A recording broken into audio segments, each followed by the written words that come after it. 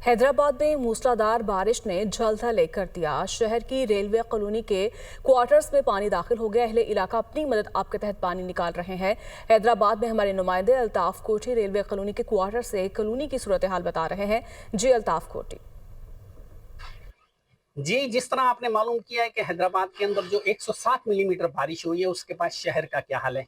तो ये मेरे अकब में नजर आ रहा होगा, पूरे शहर का पानी हर साल की तरह इस साल भी रेलवे कॉलोनी और रेलवे स्टेशन के अतराफ के अंदर जमा हो गया है। तो यहाँ पर भी मैं एक शहरी है, मुझे मैं उनसे जो इस मकीन रेलवे कॉलोनी के उनसे आपकी बात कराता हूँ। हर साल की तरह हमारे यहाँ पानी इसलिए भरता है कि बरसात का सारा पानी पूरे शहर का तकरीबन रेलवे कॉलोनी में दाखिल हो जाता है और ये डैम की सूरत अख्तियार कर लेता है। कॉलोनी के अंदर हाल ये है कि एक पंपिंग स्टेशन है, वो भी अभी चालू नहीं है।